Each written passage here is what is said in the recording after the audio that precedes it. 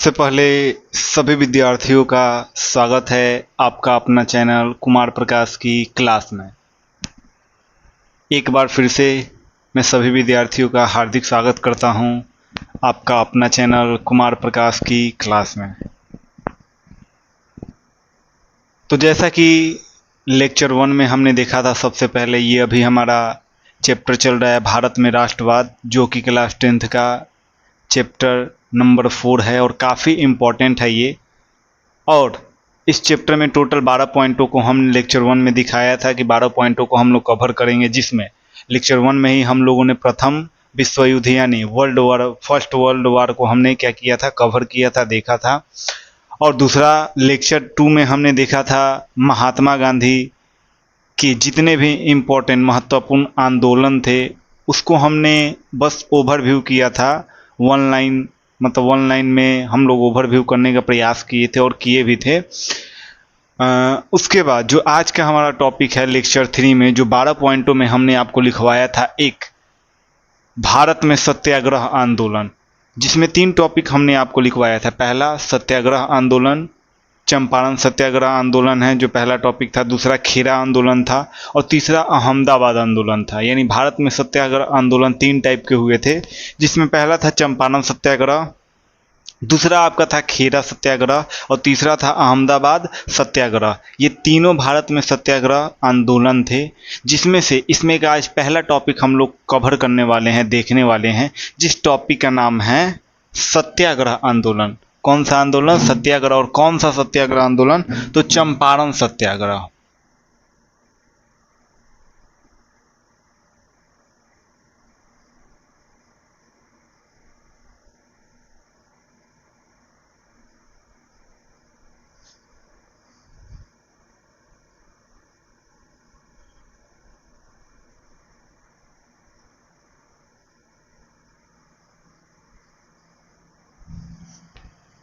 तो कहीं ना कहीं आज का जो हमारा टॉपिक है उस टॉपिक का नाम है चंपारण सत्याग्रह।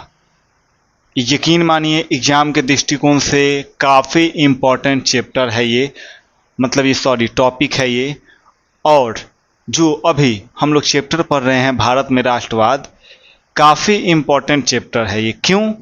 2025 में प्रथम पाली में अगर हम बात करें तो टोटल ऑब्जेक्टिव की अगर हम बात करते हैं तो 9 ऑब्जेक्टिव पूछा गया है सिर्फ और सिर्फ आपके भारत में राष्ट्रवाद चैप्टर से। अगर हम सेकेंड शिफ्ट की बात करें 2024 में, तो इसमें ऑब्जेक्टिव आपके पूछे गए हैं कितने? 8 पूछे गए हैं। ओवरऑल अगर आप 2011 से लेकर और 2025 तक देखें तो ओवरऑल में आप सभी को बताऊं तो कहीं ना कहीं सबसे ज़्यादा ऑब्जेक्टिव इसी चैप्टर से पूछे गया है, जिस चैप्टर का नाम है भारत में राष्ट्रवाद। और यहाँ से क्वेश्चन ना आए ऐसा सवाल ही नहीं है। 100% हर साल, चाहे वो शिफ्ट 1 हो या शिफ्ट 2 हो, इसलिए 2 से 3 या 4 क्वेश्चन, मतलब 2 से 3 नॉर्मली ऑब्जेक्टिव रहता ही रहता है चंपारण सत्याग्रह से। तो सबसे पहले चंपारण सत्याग्रह क्या है इसको हम लोग जानेंगे। उसके बाद हम लोग जानेंगे कि चंपारण सत्याग्रह के मुख्य कारण क्या थे, इसके प्रभाव क्या थे, फिर इस पर आगे कैसे कैसे सुधार हुए और इस पर जीत हुआ कि ना हुआ, तो इसके बारे में हम लोग जानेंगे। तो सबसे पहले हम लोग जानेंगे कि चंपारण सत्याग्रह है क्या, राइट, कि चंपारण सत्याग्रह है क्या। ध्यान से आप लोग समझिएगा। होता यह है कि बिहार में एक जिला है, बिहार में क्या है? एक जिला है, जिस जिले का नाम है चंपारण। क्या नाम है? चंपारण। बिहार में एक जिला है जिस जिले का नाम है चंपारण। और 1917 ईस्वी में इस जिले में, कब? 1917 ईस्वी में बिहार में एक जिला है जिसका नाम है चंपारण। और उस चंपारण जिले में 1917 ईस्वी में एक सत्याग्रह होता है, एक आंदोलन होता है, जिसे कहा जाता है चंपारण सत्याग्रह। जिसे क्या कहा जाता है बच्चों? चंपारण सत्याग्रह।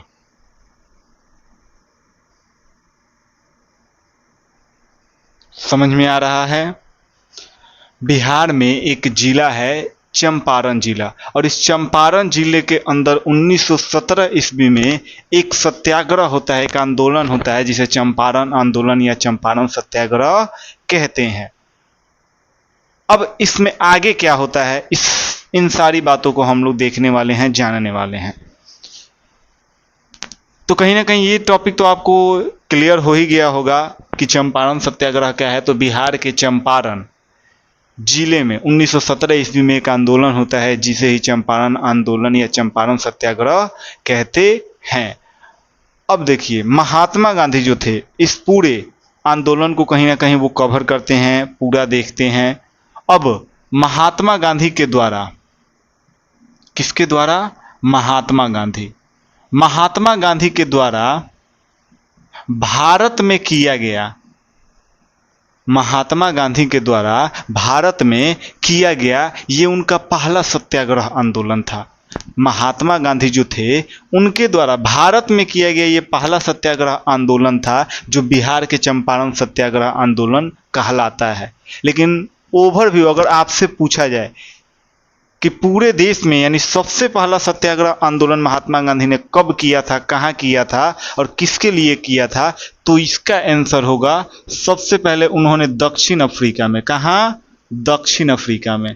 महात्मा गांधी ने सबसे पहले दक्षिण अफ्रीका में सत्याग्रह आंदोलन किया था, भारतीयों के लिए किया था। और कब किया था? तो 1906 ईस्वी में किया था।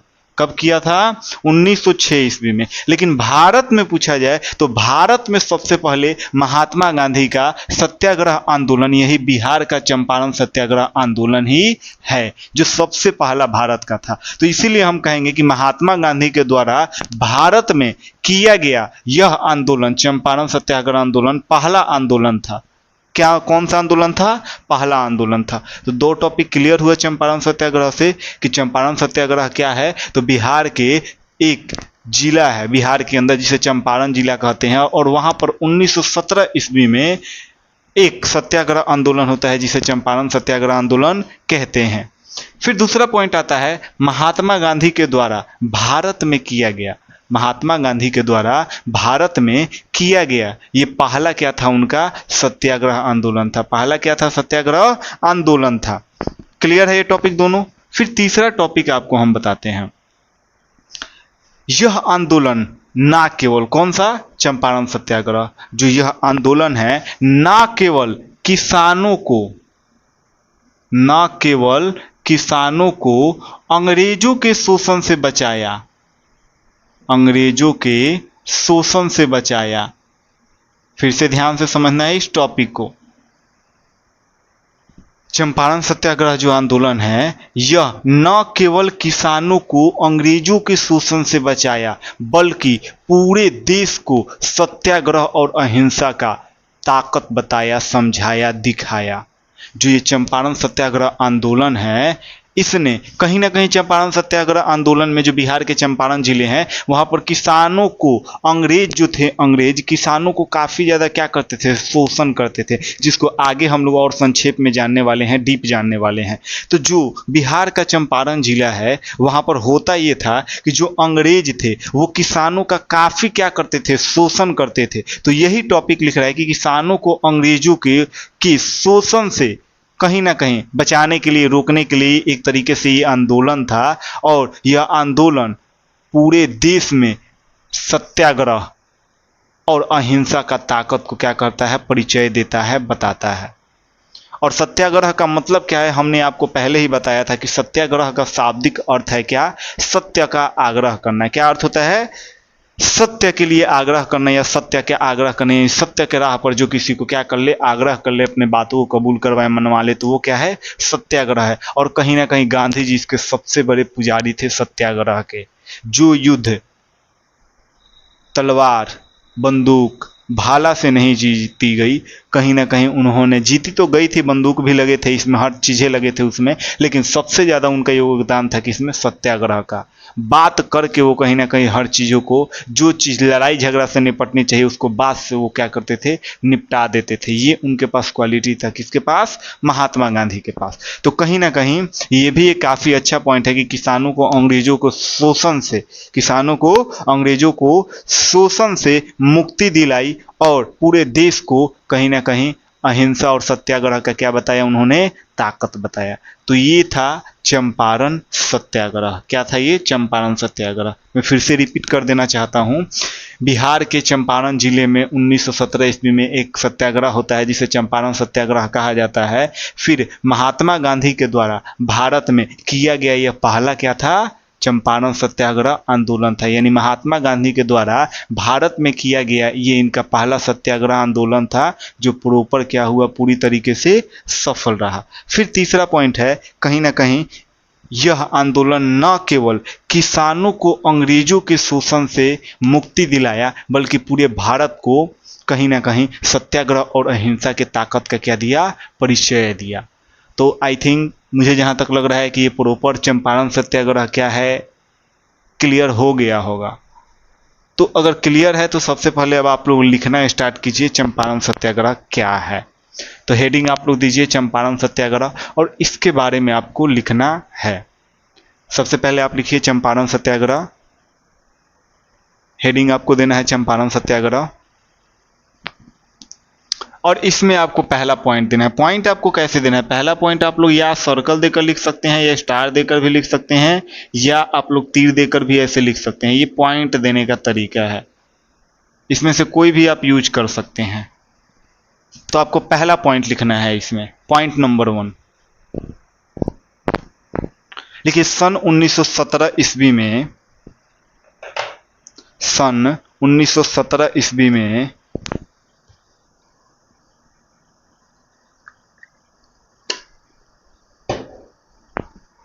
सन 1917 ईस्वी में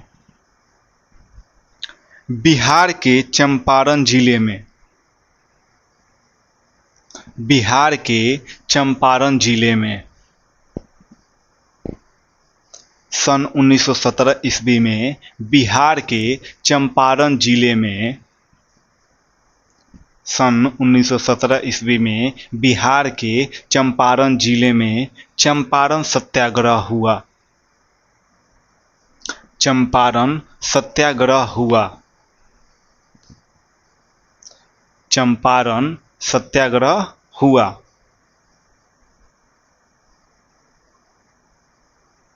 फिर दूसरा टॉपिक लिखिए, यानी दूसरा पॉइंट लिखिए, दूसरा पॉइंट लिखिए, महात्मा गांधी के द्वारा, महात्मा गांधी के द्वारा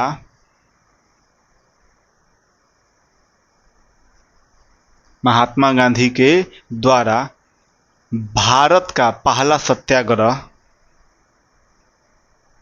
महात्मा गांधी के द्वारा भारत का पहला सत्याग्रह चंपारण सत्याग्रह था। महात्मा गांधी के द्वारा भारत का पहला सत्याग्रह चंपारण सत्याग्रह था। महात्मा गांधी के द्वारा भारत का पहला सत्याग्रह चंपारण सत्याग्रह था। लेकिन ओवरऑल अगर मैं आपसे पूछूं कि महात्मा गांधी का सबसे पहला सत्याग्रह कौन सा था, तो दक्षिण अफ्रीका का था सत्याग्रह, जो 1906 में हुआ था, भारतीयों के लिए हुआ था। किसके लिए हुआ था, भारतीयों के लिए हुआ था। दूसरा पॉइंट हो गया। तीसरा पॉइंट लिखिए आप,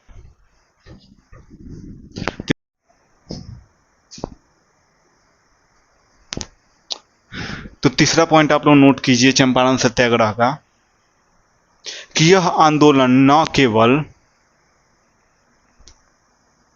यह आंदोलन न केवल,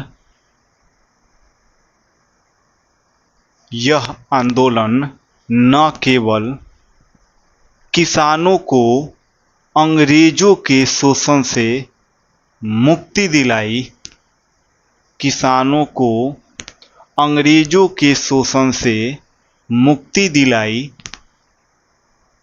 किसानों को अंग्रेजों के शोषण से न मुक्ति दिलाई बल्कि पूरे देश को अहिंसा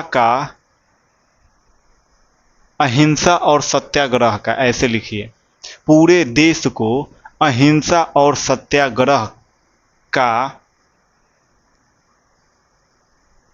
ताकत का परिचय दिया। अहिंसा और सत्याग्रह की ताकत का परिचय दिया। अहिंसा और सत्याग्रह की ताकत का परिचय दिया। तो ये कहीं ना कहीं हमारा क्या था, चंपारण सत्याग्रह था। तो ओवरऑल मैं फिर इसे एक बार रिपीट कर देता हूँ कि चंपारण सत्याग्रह क्या है। तो सन 1917 ईस्वी में बिहार के चंपारण में एक चंपारण सत्याग्रह होता है। और दूसरा पॉइंट मैंने आपको लिखवाया कि महात्मा गांधी के द्वारा भारत का यह पहला सत्याग्रह आंदोलन था। और तीसरा पॉइंट आपको जस्ट मैंने अभी लिखवाया कि यह आंदोलन न केवल किसानों को अंग्रेजों के शोषण से मुक्ति दिलाया बल्कि पूरे देश को कहीं ना कहीं सत्याग्रह और अहिंसा की ताकत का क्या दिया, परिचय दिया। तो आई थिंक अब चंपारण सत्याग्रह क्या है प्रॉपर क्लियर हो गया होगा।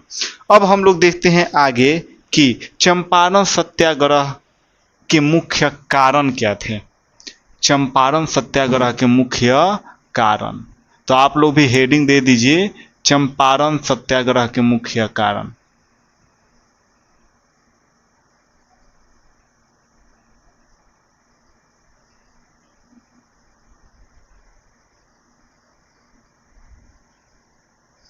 आप भी हेडिंग लिख लीजिए अभी ही, चंपारण सत्याग्रह के मुख्य कारण।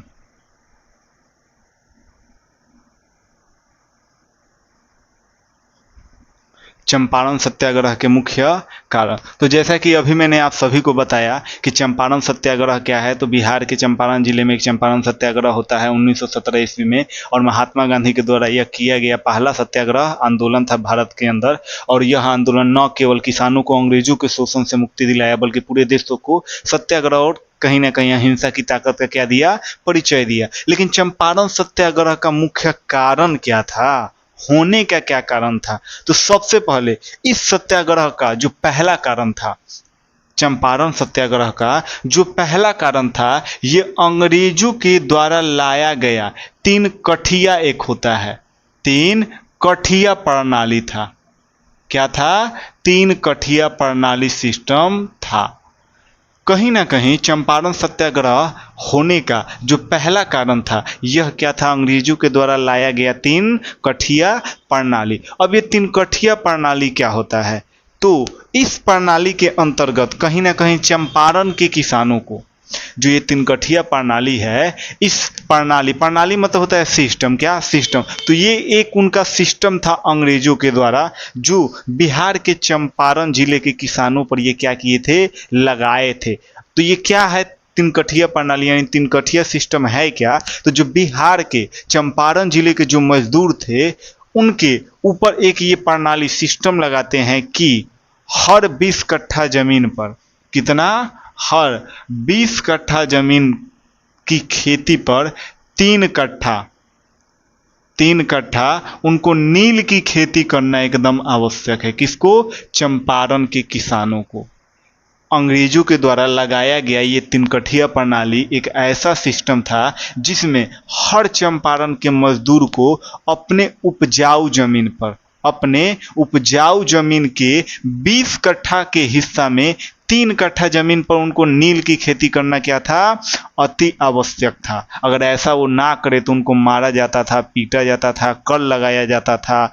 तो 3 कठिया प्रणाली सिस्टम यही था कि जो चंपारण के किसान थे इससे परेशान थे। तो जो पहला मुख्य कारण है, अंग्रेजों के द्वारा लाया गया 3 कठिया प्रणाली था। अंग्रेजों के द्वारा लाया गया क्या था, पहला 3 कठिया प्रणाली था। चंपारण सत्याग्रह होने का पहला मुख्य कारण है। और दूसरा कारण है कि ये 3 कठिया प्रणाली जो है, कहीं ना कहीं इस प्रणाली को जो चंपारण के किसान थे, यानी इस प्रणाली के अंतर्गत, इस सिस्टम के अंतर्गत जो चंपारण के किसान थे उनके उपजाऊ जमीन के 20 कट्ठा जमीन पर 3 कट्ठा नील की खेती करना क्या था, एकदम आवश्यक था। ये था आपका दूसरा पॉइंट। ओके, तीसरा पॉइंट क्या था? पहला पॉइंट आपका हो गया कि अंग्रेजों के द्वारा लाया गया ये पहला 3 कठिया प्रणाली था। दूसरा पॉइंट हो गया कि ये इसके अंतर्गत, यानी 3 कठिया प्रणाली के अंतर्गत जो चंपारण के किसान हैं उनके 20 कट्ठा जमीन पर 3 कट्ठा खेती पर नील की खेती करना क्या था, आवश्यक था। और तीसरा पॉइंट जो आपका है ये कहीं ना कहीं है कि अत्यधिक शोषण होता था किसानों का। क्या होता था? अत्यधिक शोषण। तीसरा पॉइंट है आपका अत्यधिक शोषण।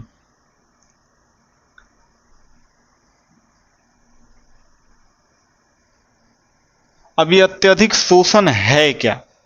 अत्यधिक शोषण है क्या? शोषण गलत है, थोड़ा सही कर देते हैं, ठीक है। अत्यधिक शोषण है क्या आज?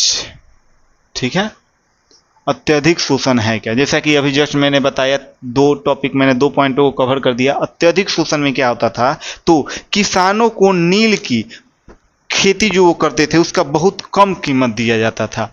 यानी पहला चीज, एक तो ये जबरदस्ती 3 कठिया प्रणाली का सिस्टम लाते हैं अंग्रेज। दूसरा कि लाते तो हैं लेकिन फिर बोलते हैं क्या कि 20 कट्ठा जमीन पर 3 कट्ठा खेती नील का करना क्या है, आवश्यक है। उसके बाद तीसरा ये करते हैं कि ये अत्यधिक शोषण करते हैं किसानों का। कहीं ना कहीं वो जो नील की खेती करते हैं ना, उसका जो ओरिजिनल प्राइस होना चाहिए, जो कीमत होना चाहिए, जो लागत मूल्य है, वो भी वो नहीं देते थे। जैसा कि मान लीजिए उनका 3 कट्ठा खेती जो किए नील का, उसका कॉस्ट पड़ गया उनको 200 रुपये। उस समय के हिसाब से मैं बता रहा हूं, मान लीजिए अप्रोक्स कि जो 3 कट्ठा इन्होंने खेती किया नील का, 3 कट्ठा खेती करने में कितना रुपया लगा, 200 रुपया। तो कम से कम लागत भी तो उनको देना चाहिए ना। तो इतना अत्यधिक शोषण करते थे ये अंग्रेज किसानों के ऊपर चंपारण के, कि जो इनका लागत है खेती करने में, वो 200 लागत आया तो 200 रुपया भी नहीं देते थे, कहीं ना कहीं 100 रुपया ही लागत देकर वो चले जाते थे। यानी लागत मूल्य भी किसानों को नहीं देते थे। कौन? अंग्रेज।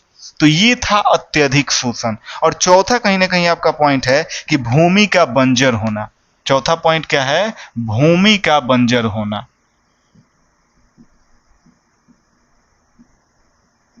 भूमि का क्या होना? बंजर होना।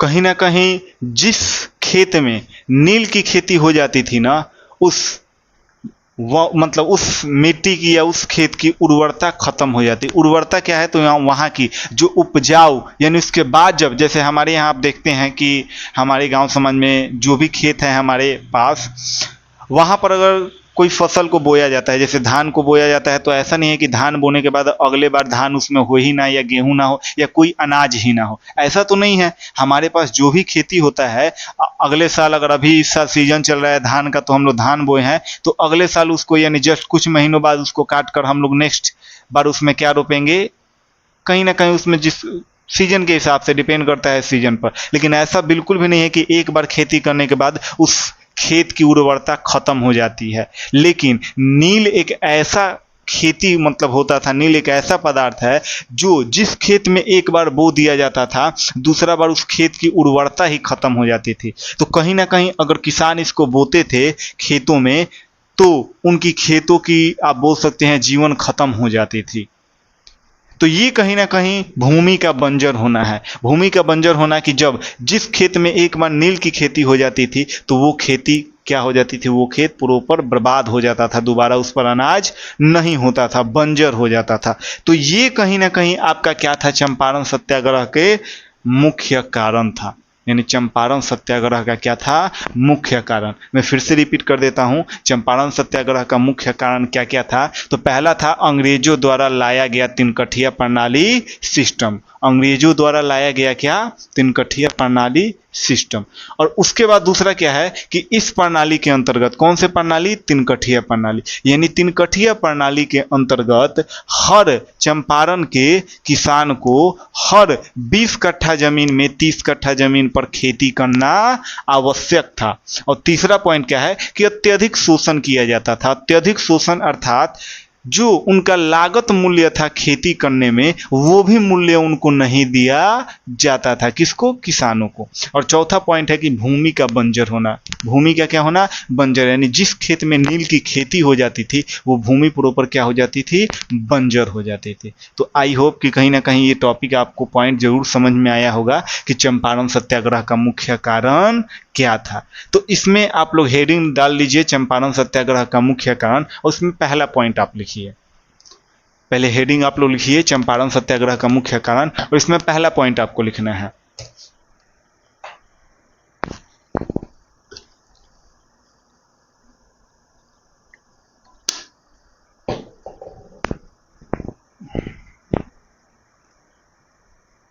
पहला पॉइंट आप लिखिए कि इस सत्याग्रह का मुख्य कारण, इस सत्याग्रह का मुख्य कारण,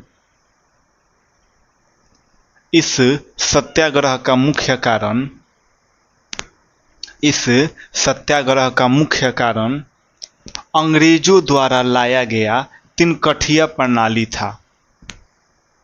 अंग्रेजों द्वारा लाया गया तिनकठिया प्रणाली था। अंग्रेजों द्वारा लाया गया तिनकठिया प्रणाली था। यानी इस सत्याग्रह का मुख्य कारण अंग्रेजों द्वारा लाया गया क्या था? तिनकठिया प्रणाली था। कहीं ना कहीं चंपारण सत्याग्रह होने का मुख्य जो कारण बताया जाता है, सबसे पहला कारण यही था कि इस मतलब सत्याग्रह के अंतर्गत क्या था? अंग्रेजों द्वारा लाया गया तिनकठिया प्रणाली था। दूसरा पॉइंट लिखिए कि इस प्रणाली के अंतर्गत, यानी तिनकठिया जो प्रणाली है इसके अंतर्गत, दूसरा पॉइंट लिखिए, इस प्रणाली के अंतर्गत, इस प्रणाली के अंतर्गत चंपारण के किसानों को, इस प्रणाली के अंतर्गत चंपारण के किसानों को, चंपारण के किसानों को अपनी उपजाऊ जमीन के हर 20 कट्ठे में से, अपनी उपजाऊ जमीन के हर 20 कट्ठे में से, अपनी उपजाऊ जमीन के हर 20 कट्ठे में से, अपनी उपजाऊ जमीन के हर 20 कट्ठे में से 3 कट्ठे जमीन पर, 3 कट्ठे जमीन पर, 3 कट्ठे जमीन पर खेती करने के लिए, खेती करने के लिए, खेती करने के लिए मजबूर किया जाता था। खेती करने के लिए मजबूर किया जाता था। खेती करने के लिए मजबूर किया जाता था। 2 पॉइंट हो गया। तीसरा पॉइंट लिखिए अत्यधिक शोषण, और अत्यधिक शोषण लिखकर हाइफन दीजिए। तीसरा पॉइंट लिखिए अत्यधिक शोषण, अत्यधिक शोषण लिखकर हाइफन देना है आपको। तीसरा पॉइंट लिखिए अत्यधिक शोषण। इसमें लिखिए किसानों को नील की बहुत कम कीमत दी जाती थी। किसानों को नील की बहुत कम कीमत दी जाती थी। किसानों को नील की बहुत कम कीमत दी जाती थी। किसानों को नील की बहुत कम कीमत दी जाती थी, जो अक्सर उनकी लागत को भी पूरा नहीं कर पाती थी। जो अक्सर उनकी लागत को भी, जो अक्सर उनकी लागत को भी पूरा नहीं कर पाती थी। जो अक्सर उनकी लागत को भी पूरा नहीं कर पाती थी। जो अक्सर उनकी लागत को भी पूरा नहीं कर पाती थी। ये आपका था तीसरा पॉइंट। और चौथा पॉइंट लिखिए भूमि का बंजर होना और लिखकर हाइफन दीजिए। चौथा पॉइंट लिखिए भूमि का बंजर होना और लिखकर आप हाइफन दीजिए फटाफट। भूमि का बंजर होना और लिखकर आप हाइफन दीजिए।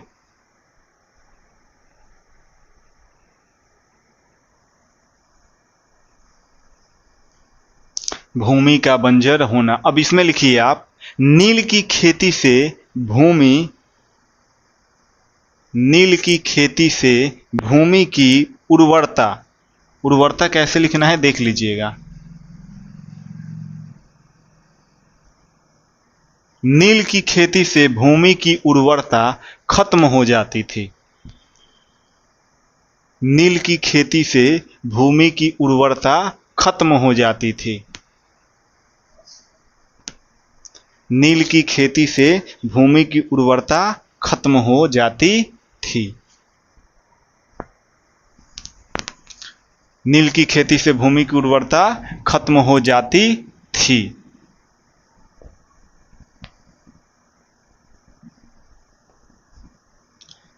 तो अभी हमने दो पॉइंटों को कवर किया। सबसे पहला पॉइंट हमने देखा कि चंपारण सत्याग्रह क्या है। तो बिहार के चंपारण जिले में 1917 के ईस्वी एक चंपारण सत्याग्रह होता है और महात्मा गांधी के द्वारा भारत में किया गया ये पहला सत्याग्रह आंदोलन था। और फिर इसमें हमने देखा था चंपारण सत्याग्रह में तीसरा पॉइंट कि इस आंदोलन ने न केवल किसानों को अंग्रेजों के शोषण से मुक्ति दिलाई बल्कि पूरे देश को कहीं ना कहीं सत्याग्रह और मतलब अहिंसा का क्या दिया, परिचय दिया, ताकत समझाया।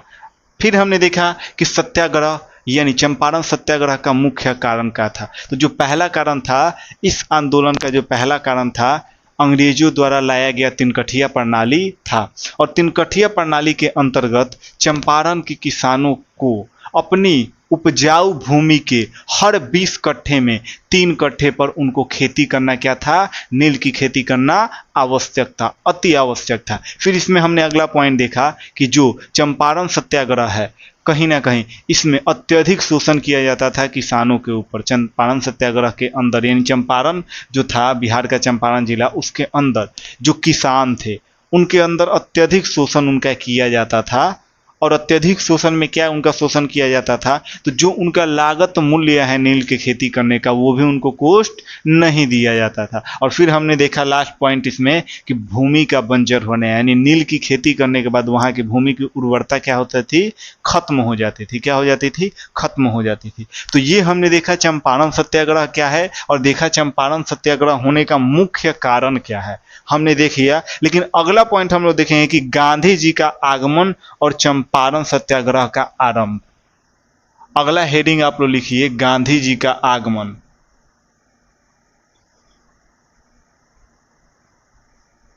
अगला हेडिंग आप लोग लिखिए गांधी जी का आगमन और सत्याग्रह का शुरुआत होना या आरंभ। और सत्याग्रह का आरंभ।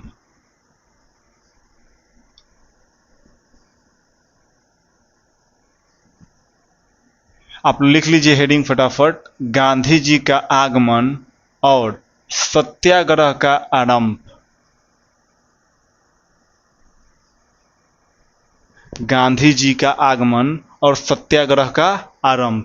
ये आपको मतलब तीसरा हम लोग पॉइंट कवर कर रहे हैं। पहला पॉइंट हमने देखा चंपारण सत्याग्रह, दूसरा पॉइंट हमने देखा कि चंपारण सत्याग्रह का मुख्य कारण क्या था यानी किस कारण हुआ था। और अब हम लोग तीसरा पॉइंट देख रहे हैं कि गांधी जी का आगमन और सत्याग्रह का आरंभ, यानी गांधी जी को किसने बुलाया या गांधी जी का आगमन कैसे हुआ चंपारण सत्याग्रह में। ऐसा नहीं है कि उनको पहले से ही हर चीज पता था, नहीं, कोई ना कोई तो बुलाया होगा ना चंपारण सत्याग्रह करने के लिए गांधी जी को। तो वही है कि गांधी जी का आगमन के बारे में हम लोग पढ़ेंगे कि कैसे वो आए, और उसके बाद हम लोग देखेंगे कि सत्याग्रह का आरंभ कैसे हुआ यानी सत्याग्रह स्टार्ट कैसे हुआ, शुरू कैसे हुआ। इन सारी बातों को हम देखने वाले हैं इस टॉपिक के अंदर। तो आप लोग हेडिंग दे दीजिए फटाफट कि गांधी जी का आगमन और सत्याग्रह का आरंभ। गांधी जी का आगमन और सत्याग्रह का आरंभ।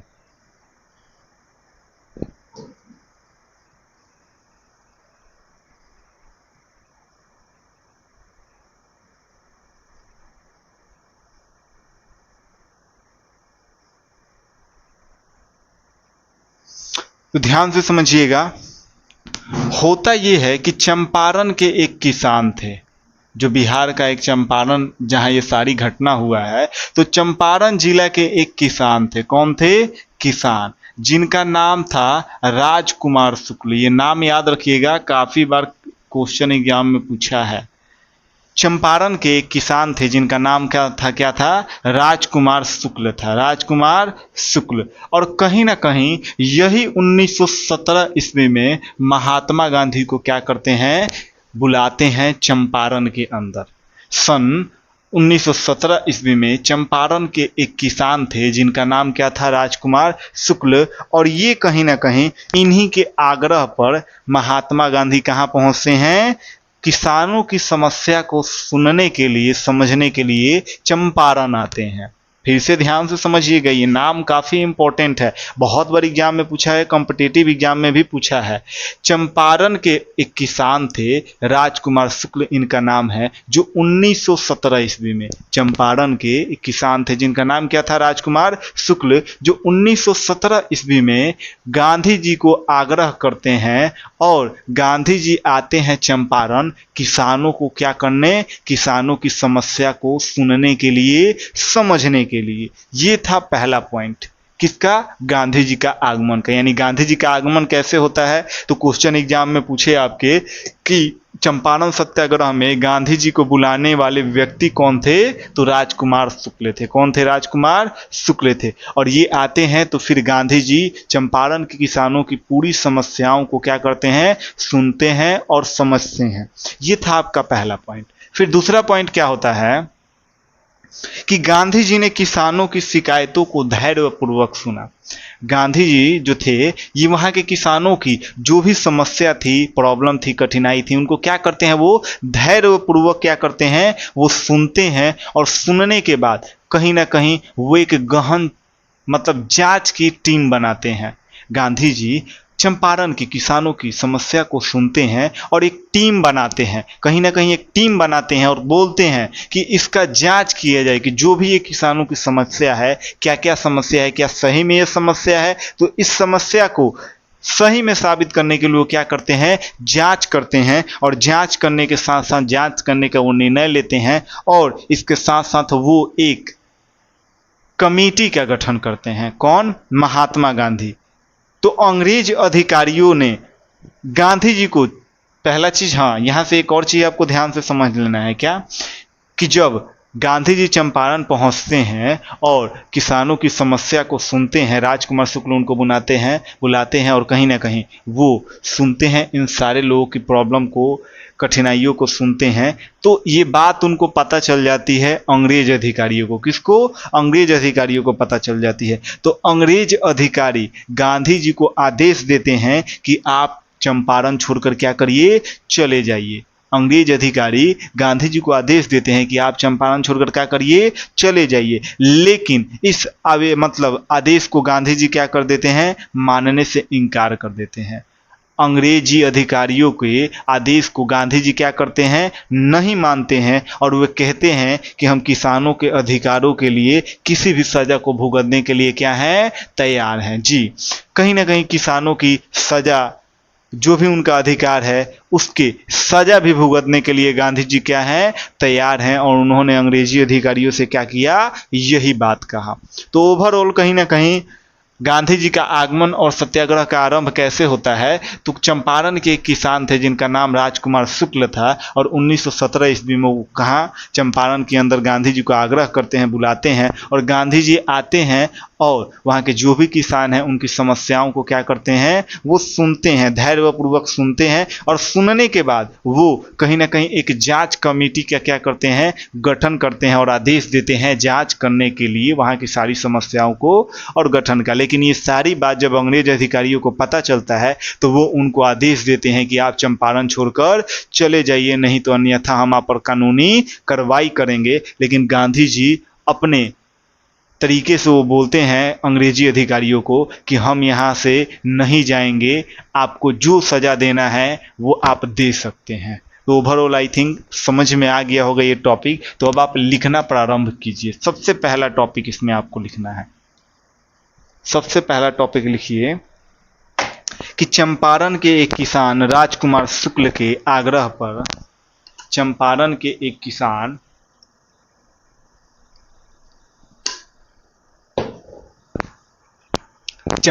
के एक किसान राजकुमार शुक्ल के आग्रह पर महात्मा गांधी किसानों की समस्याओं को सुनने चंपारण के एक किसान राजकुमार शुक्ल के आग्रह पर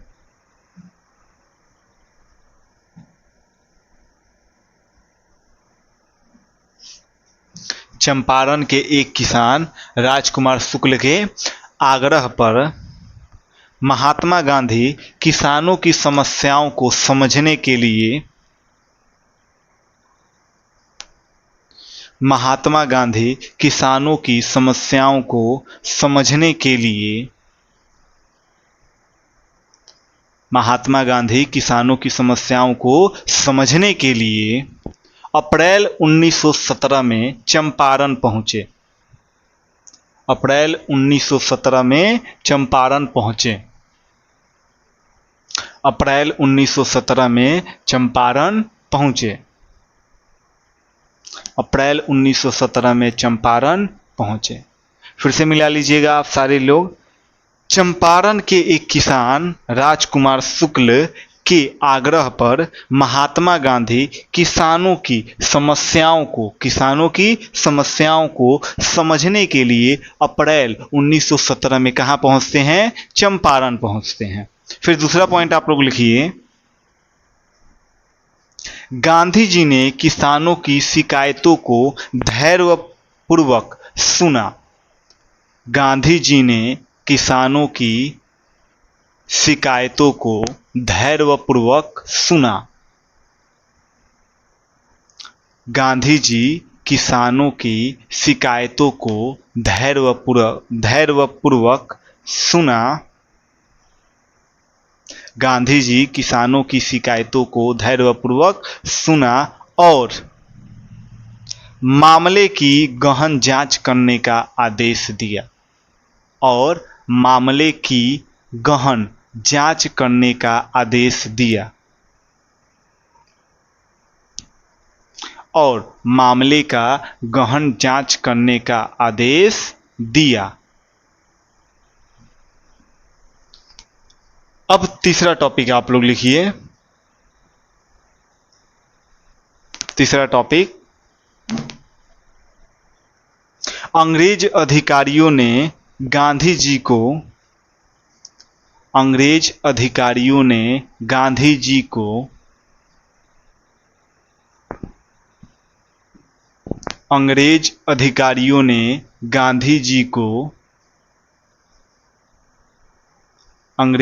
अधिकारियों ने गांधी जी को चंपारण छोड़ने का आदेश दिया।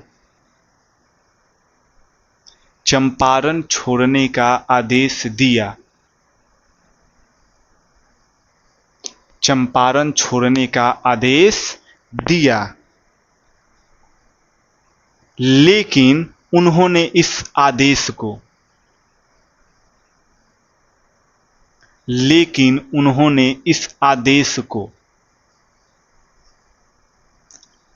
लेकिन उन्होंने इस आदेश को मानने से इनकार कर दिया। लेकिन उन्होंने इस आदेश को मानने से इनकार कर दिया। लेकिन उन्होंने इस आदेश को मानने से इनकार कर दिया और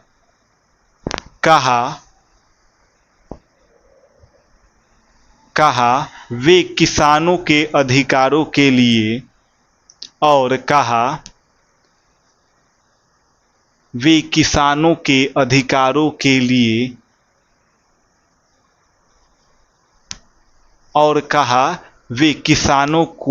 किसी भी अधिकार के लिए, यानी किसानों के किसी भी अधिकार के लिए कोई भी सजा भुगतने के लिए तैयार हैं। कोई भी सजा भुगतने के लिए तैयार हैं। कोई भी सजा भुगतने के लिए तैयार हैं। तो कहीं ना कहीं ये था हमारा गांधी जी का आगमन और सत्याग्रह का आरंभ। गांधी जी का आगमन और सत्याग्रह का आरंभ। अब हम लोग देखते हैं लास्ट टॉपिक, चंपारण सत्याग्रह का लास्ट टॉपिक। फिर से इसे हम लोग एक बार कवर करेंगे लास्ट में।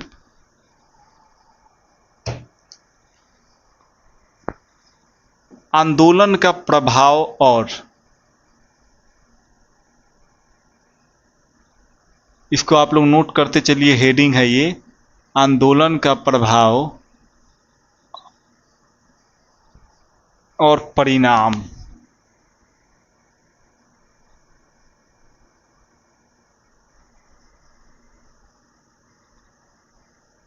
यानी इस आंदोलन का क्या क्या प्रभाव पड़ा आगे चलकर, यानी जब आंदोलन हुआ, ठीक है, तो आंदोलन होने के बाद क्या प्रभाव हुआ और क्या क्या इसके परिणाम निकले, इन सारी बातों को हम लोग क्या करेंगे, जस्ट अभी देखेंगे। यानी आंदोलन का प्रभाव और परिणाम, चंपारण सत्याग्रह का जो आंदोलन था इसका क्या क्या प्रभाव पड़ा और इसका क्या क्या परिणाम निकला, इन सारे बातों को हम लोग जस्ट अभी देखने वाले हैं। तो अच्छे से पहले समझिएगा, फिर आप लोग नोट डाउन करिएगा।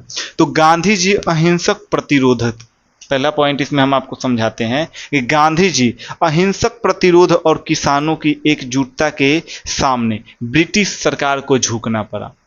यानी इसका प्रभाव ये निकला, सत्याग्रह आंदोलन का, चंपारण सत्याग्रह आंदोलन का यह प्रभाव निकला कि गांधी जी के अहिंसक प्रभाव के सामने ब्रिटिश सरकार को क्या करना पड़ा, नमस्तक करना पड़ा, यानी झुकना पड़ा। गांधी जी का जो ये अहिंसक प्रभाव था, सत्याग्रह आंदोलन था, इसके सामने ब्रिटिश सरकार को क्या करना पड़ा, झुकना पड़ा। क्या करना पड़ा, झुकना पड़ा। और सरकार ने एक जांच कमेटी का क्या किया, गठन किया। सरकार ने एक जांच कमेटी का क्या किया, गठन किया, जो गांधी जी भी इस जांच कमेटी के क्या थे, सदस्य थे। क्या थे, सदस्य थे। यानी गांधी जी के अहिंसक प्रभाव के कारण जो वहां का ब्रिटिश सरकार था उनको क्या करना पड़ा, झुकना पड़ा गांधी जी के सामने। और सरकार ने एक जांच कमेटी का क्या किया, गठन किया। सरकार ने एक जांच कमेटी का क्या किया, गठन किया। और गांधी जी को भी उस जांच कमेटी के गठन का क्या बनाया, सदस्य बनाया। और वो जांच कमेटी कौन सी थी, तो वो चंपारण कृषि अधिनियम थी। चंपारण कृषि अधिनियम, चंपारण कृषि अधिनियम। और ये कहीं ना कहीं 1918 में पारित किया जाता है, लेकिन 1919 में क्या हो जाता है, लागू हो जाता है। 1919 में क्या हो जाता है, ये लागू हो जाता है। तो कहीं ना कहीं चंपारण सत्याग्रह आंदोलन का सबसे पहला प्रभाव पड़ता है कि गांधी जी के इस आंदोलन से ब्रिटिश सरकार को क्या करना पड़ता है, झुकना पड़ता है। और वही ब्रिटिश सरकार, वही अधिकारी, अंग्रेज अधिकारी जो गांधी जी को धमकी दे रहे थे, बोल रहे थे कि आप चंपारण छोड़कर चले जाइए, और वही बाद में गांधी जी के सामने क्या होते हैं, झुकते हैं। क्या होते हैं, झुकते हैं। और कहीं ना कहीं झुकने के बाद अपने से एक जांच कमेटी का क्या करते हैं, सरकार आदेश देती है कि एक आप जांच कमेटी का गठन कीजिए। और उस जांच कमेटी का नाम क्या रहता है, चंपारण कृषि अधिनियम रहता है। और कहीं ना कहीं इसी के तहत कहीं ना कहीं इसमें गांधी जी को भी क्या बनाया जाता है, इसका सदस्य बनाया जाता है। इसका अध्ययन, मतलब इसका बोला जाता है कि आप एक तरीके से आप भी इसमें शामिल होइए, नहीं तो फिर से आप हल्ला कर सकते हैं कि हो सकता है कोई बात रह जाए आपके अंदर। तो इसीलिए उनको भी इसका सदस्य बनाया जाता है। क्या बनाया जाता है, सदस्य। तो ये 1918 में अधिनियम आता है और 1919 में ये अधिनियम को क्या किया जाता है, लागू किया जाता है। तो ये भी क्वेश्चन बहुत बार एग्जाम में पूछा है कि चंपारण कृषि अधिनियम को कब लाया गया, कब बना। तो कहीं ना कहीं 1918 में लाया गया था और 1919 में इसको क्या किया गया, लागू किया गया। और ये किस लिए आया था, तो कहीं ना कहीं जांच करना था कि जो चंपारण सत्याग्रह आंदोलन था, यानी जो वहाँ के किसानों पर बहुत सारी शिकायतें थी, किसानों का शिकायत था महात्मा गांधी को लेकर, ठीक, महात्मा गांधी से शिकायत था। तो इन सारे बातों को क्या किया, एक जांच कमेटी का गठन किया गया। और उसी जांच कमेटी को ये आदेश दिया गया कि आप जांच कीजिए इन सारे बातों को। तो ये था हमारा पॉइंट। कौन सा पॉइंट था, तो ये आंदोलन का प्रभाव और परिणाम, आंदोलन का प्रभाव और परिणाम। तो पहले इन सारे बातों को आप क्या करिए, नोट कर लीजिए फटाफट। टाइम हम ज़्यादा नहीं लेंगे, लेक्चर में छोटा छोटा हम लोग लेक्चर बनाएंगे, अच्छे से समझेंगे। तो इसमें पहला पॉइंट आप लिखिए, जिनको भी अगर समझ में ना आ रहा हो या लग रहा हो कि सर आप थोड़ा फास्ट बोल रहे हैं, थोड़ा और बेटर आपको समझाना चाहिए, तो प्लीज़ आपसे रिक्वेस्ट है कि आप लोग ज़रूर कमेंट कीजिएगा, एक बार आप अपना ओपिनियन ज़रूर दीजिएगा कि सर आपको अभी और बेस्ट देना है, ताकि हम ज़रूर अपना और नेक्स्ट टाइम से बेस्ट देने का क्या करेंगे, प्रयास करेंगे। तो ज़रूर आप लोग कमेंट कीजिएगा इन सारी बातों को जो मैंने अभी जस्ट आपसे शेयर की है। तो सबसे पहला पॉइंट आप लिखिए इसमें कि गांधी जी के अहिंसक प्रतिरोध और गांधी जी के अहिंसक प्रतिरोध और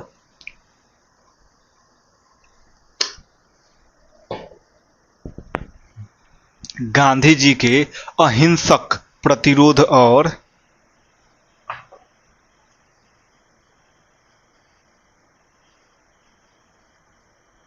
गांधी जी के अहिंसक प्रतिरोध और किसानों की एकजुटता के सामने किसानों की एकजुटता के सामने किसानों की एकजुटता के सामने ब्रिटिश सरकार को झुकना पड़ा। ब्रिटिश सरकार को झुकना पड़ा। ब्रिटिश सरकार को झुकना पड़ा। यानी गांधी जी के अहिंसक प्रतिरोध और किसानों की एकजुटता के सामने ब्रिटिश सरकार को क्या करना पड़ा, झुकना पड़ा। फिर दूसरा पॉइंट लिखिए, दूसरा पॉइंट लिखिए, सरकार ने एक जांच कमेटी का गठन किया। सरकार ने एक जांच कमेटी का गठन किया। सरकार ने एक जांच कमेटी का गठन किया। सरकार ने एक जांच कमेटी का गठन किया जिसमें गांधी जी को भी जिसमें गांधी जी को भी जिसमें गांधी जी को भी जिसमें गांधी जी को भी क्या किया गया, सदस्य के रूप में शामिल किया गया। जिसमें गांधी जी को भी सदस्य के रूप में शामिल किया गया। जिसमें गांधी जी को भी सदस्य के रूप में शामिल किया गया। और तीसरा पॉइंट लिखिए, काफी इंपॉर्टेंट है, पॉइंट नंबर 3, तीसरा पॉइंट लिखिए कि कमेटी की शिकायतों के आधार पर कमेटी की सिफारिशों के आधार पर कमेटी की सिफारिशों के आधार पर कमेटी की सिफारिशों के आधार पर कमेटी की सिफारिशों के आधार पर चंपारण कृषि अधिनियम 1919 पारित किया गया। चंपारण कृषि अधिनियम 1919 पारित किया गया। चंपारण कृषि अधिनियम 1919 पारित किया गया। चंपारण कृषि अधिनियम 1919 पारित किया गया जिसने तिनकठिया प्रणाली को खत्म कर दिया। जिसने तिनकठिया प्रणाली को खत्म कर दिया। जिसने तिनकठिया प्रणाली को खत्म कर दिया। जिसने तिनकठिया प्रणाली को क्या कर दिया, खत्म कर दिया। तो कहीं ना कहीं अब आप लोग को स्पष्ट दिख रहा होगा कि आंदोलन का क्या क्या प्रभाव दिख रहा है और इसका परिणाम क्या क्या निकल रहा है। तो यही इसका परिणाम निकल रहा है कि जो अंग्रेज तिनकठिया प्रणाली सिस्टम लाए थे और 20 कट्ठा जमीन पर 3 कट्ठा जमीन पर कहीं ना कहीं बोलते थे खेती करना आवश्यक है, तो चंपारण कृषि अधिनियम के तहत कहीं ना कहीं तिनकठिया प्रणाली सिस्टम को क्या किया गया, जड़ से खत्म किया गया। और लास्ट पॉइंट चौथा इसमें लिखिएगा, लास्ट पॉइंट, कि बागान मालिकों द्वारा किसानों से बागान मालिकों द्वारा किसानों से जो मतलब नील का खेती करते थे ना, तो वहाँ के बागान मालिक होते थे। तो कहीं ना कहीं इन बागान मालिक जो थे ना, लिख लीजिए फिर समझ में आएगा, बागान मालिकों द्वारा किसानों से अवैध रूप से, किसानों से, बागान मालिकों द्वारा किसानों से अवैध रूप से वसूले गए धन का, अवैध रूप से वसूले गए धन का, वसूले गए धन का 25% हिस्सा वापस किया गया। 25% हिस्सा वापस किया गया। 25% हिस्सा क्या किया गया? वापस किया गया। यानी जो बागान मालिक थे ना वहाँ के, तो बागान मालिक करते क्या था, तो बागान मालिकों द्वारा ना जो किसानों से अवैध तरीके से जो वो पैसा वसूले थे ना, जो धन लिए थे ना, कहीं ना कहीं चंपारण कृषि अधिनियम के तहत ही 25% पैसा हर किसान का क्या किया गया? वापस किया गया। तो कहीं ना कहीं आप सोच सकते हैं कि इतना ज़्यादा वो शोषण करते थे। कहीं ना कहीं वहाँ के अधिकारी जो अंग्रेज थे कितना शोषण करते थे कि जो बागान मालिक है ये भी कहीं ना कहीं किसानों के धन पर एकदम कब्जा करते थे, लेते थे। लेकिन गांधी जी का ये चंपारण कृषि अधिनियम के तहत कहीं ना कहीं हर किसान का वो 25% पैसा भी क्या किया गया? वापस किया गया। अगला हम लोग टॉपिक देखने वाले हैं प्रमुख सहयोगी। अगला जो टॉपिक है वो क्या है? प्रमुख सहयोगी। तो हेडिंग लिखिए आप लोग, प्रमुख सहयोगी। यानी चंपारण सत्याग्रह का आंदोलन करने में किन किन महत्वपूर्ण लोगों ने अपना सहयोग दिया, योगदान दिया, गांधी जी के साथ रहे, डटे रहे, कि तब जाके ये प्रॉपर एक सफल सत्याग्रह आंदोलन बना। तो ये लास्ट पॉइंट है हम लोगों का आज का, कि प्रमुख सहयोगी कौन कौन से वो महान व्यक्ति थे जिन्होंने गांधी जी का प्रॉपर क्या दिया? साथ दिया। ये चंपारण सत्याग्रह का प्रॉपर अच्छे तरीके से सफल होने में किन किन लोगों का हाथ रहा। तो प्रमुख सहयोगी आप लोग हेडिंग लिखिए और इसमें नाम लिखिए जो जो नाम मैं बोल रहा हूं। पहला नाम था डॉक्टर राजेंद्र प्रसाद। पहला नाम क्या था? डॉक्टर राजेंद्र प्रसाद। और डॉक्टर राजेंद्र प्रसाद से बहुत सारा क्वेश्चन बन सकता है। अगर आप लोगों को पता हो डॉक्टर राजेंद्र प्रसाद से, डॉक्टर राजेंद्र प्रसाद कौन थे, भारत के कहाँ के थे और इनका क्या क्या योगदान है भारत की देश की आज़ादी में, तो आप लोग ज़रूर कमेंट में कमेंट कीजिएगा, कमेंट बॉक्स में, जिनको जो भी जानकारी हो डॉक्टर राजेंद्र प्रसाद से। तो पहला नाम आपको लिखना है प्रमुख सहयोगी में डॉक्टर राजेंद्र प्रसाद। दूसरा आपको नाम लिखना है आचार्य जेबी कृपलानी। आचार्य जेबी कृपलानी। आचार्य जेबी कृपलानी। आचार्य जेबी कृपलानी। तीसरा नाम लिखिए अनुग्रह नारायण सिन्हा। अनुग्रह नारायण सिन्हा। अनुग्रह नारायण सिन्हा।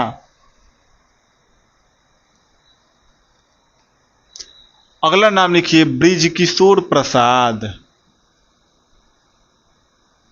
बृजकिशोर प्रसाद। बृजकिशोर प्रसाद। पहला नाम डॉक्टर राजेंद्र प्रसाद, दूसरा आचार्य जेबी कृपलानी, तीसरा अनुग्रह नारायण सिन्हा और चौथा बृजकिशोर प्रसाद।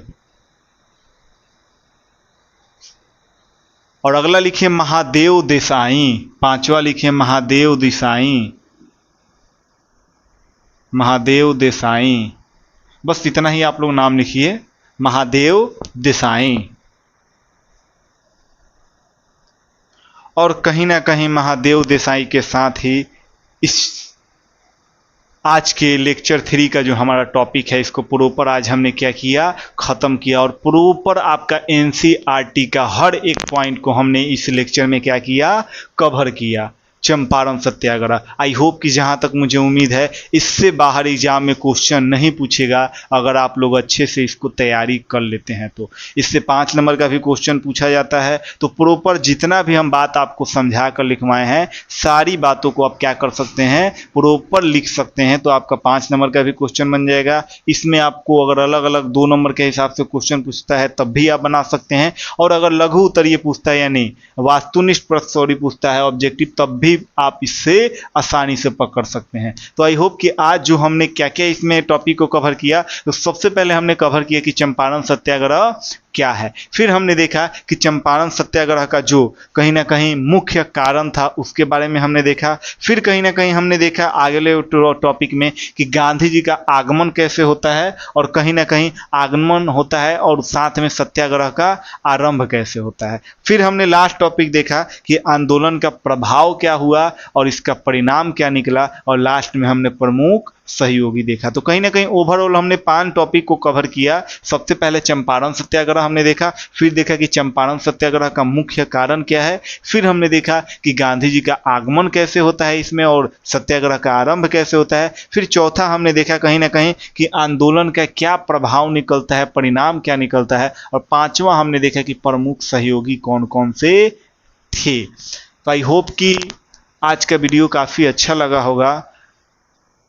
तो इसी के साथ कहीं ना कहीं हम आज के वीडियो को ख़त्म करते हैं, समाप्त करते हैं, और मैं सभी से यही रिक्वेस्ट करूंगा कि प्रॉपर वे में आप लोग अच्छे से तैयारी कीजिए आप लोग, और जो भी लेक्चर 1 आप लोग नहीं देखे हैं वीडियो को वो लेक्चर 1 जरूर देखिए, लेक्चर 2 नहीं देखे हैं वो लेक्चर 2 भी देखिए और लेक्चर 3 भी देखिए, क्योंकि भारत में राष्ट्रवाद जो ये चैप्टर चल रहा है काफ़ी इम्पोर्टेंट है। इसी के साथ मैं अपने वाणी को विराम देता हूं, और फिर से आप सभी विद्यार्थियों का एक बार फिर कुमार प्रकाश की क्लास में हार्दिक स्वागत है। जी हाँ, फिर से मैं आप सभी लोगों से कुमार प्रकाश की क्लास में सभी लोगों का एक बार फिर से दिल से मैं हार्दिक स्वागत करता हूं। इसी के साथ मैं अपनी वाणी को विराम देता हूं। जय हिंद, जय भारत।